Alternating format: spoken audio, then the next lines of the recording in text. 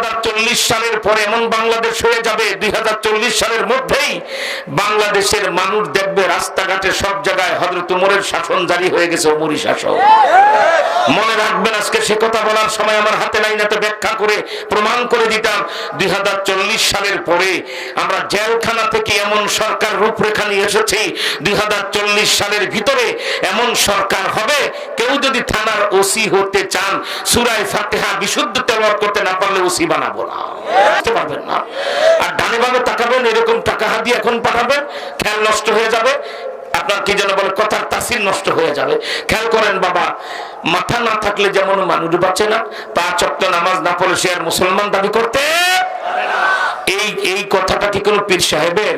এই কথাটাকে আব্দুল কাদের জিলানী রাহমাতুল্লাহ আলাইহি স্বয়ং নবীজি বলছে, এ বাবা, তুমি না বলো আমি মুহাম্মদ সাল্লাল্লাহু আলাইহি ওয়াসাল্লামের উম্মত, তুমি না উমরা করতে যাও, তুমি না শবে বরাতে টুপি মাথায় দাও, তুমি না ঈদের নামাজে যাও, তোমার সেই রাসূল বলছেন, এ যুবক, তুমি আমার উম্মত দাবি করছো? লা ঈমানা লিমান লা সালাতা লা। ওই লোকটার ঈমান নাই, ওই লোকটার মুসলমানিত্ব নাই, যার 5 ওয়াক্ত নামাজ নাই।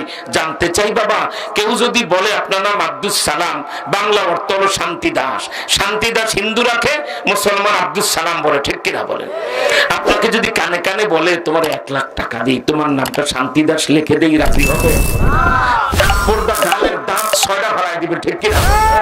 কেন আমার নাম হিন্দু লিখবা, আমি মুসলমান, আমি মুসলিম, ঠিক না বাবা? কঠোর নামাজি যদি কেউ বলে 10 লাখ টাকা দেই, তোমার নামটা হিন্দুর খাতায় লিখি, মনে হয় গালের দাঁত একটাও রাখবেন না, ঠিক কিনা বল?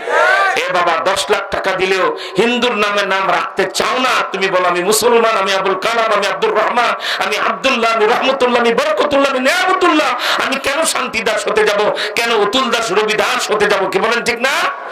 10 লাখ টাকা দিলেও তোমার নামটা হিন্দুর খাতায় লেখা হোক, রাজি হও না।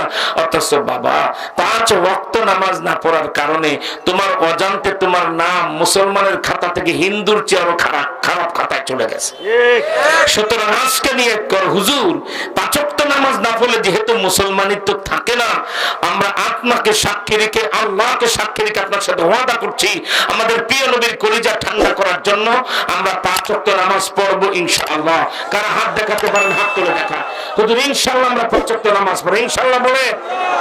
আল্লাহ, আমার কাজ ছিল হাতগুলি উঠায় দেওয়া, তোমার কাজ হলো হেদায়েত দেওয়া, এটা তুমি দিয়া দাও আল্লাহ। আলহামদুলিল্লাহ, হাত নামান।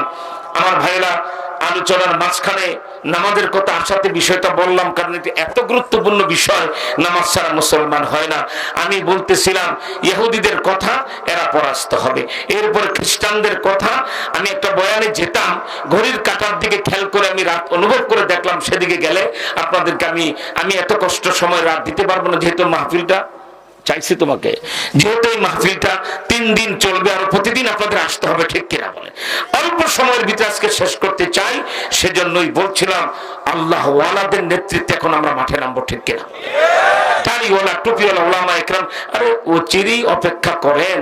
এই বাংলাদেশের 2040 সালের পরে মন্ত্রী পরিষদের দাড়িবিহীন লোক আর থাকবে না। এই বাংলাদেশে কোনো এমপি আর বেনামাজি থাকবে না। 2040 সালের পরে এমন বাংলাদেশ হয়ে যাবে, 2040 সালের মধ্যেই বাংলাদেশের মানুষ দেখবে রাস্তাঘাটে সব জায়গায় হযরত ওমরের শাসন জারি হয়ে গেছে, ওমরি শাসন। মনে রাখবেন, আজকে সে কথা বলার সময় আমার হাতে নাই, না তো ব্যাখ্যা করে প্রমাণ করে দিতাম। 2040 সালের পরে আমরা জেলখানা থেকে এমন সরকার রূপরেখা নিয়ে এসেছি, 2040 সালের ভিতরে এমন সরকার হবে, কেউ যদি থানার ওসি হতে চান সূরা ফাতিহা বিশুদ্ধ তেলাওয়াত করতে না পারলে ওসি বানাবো না।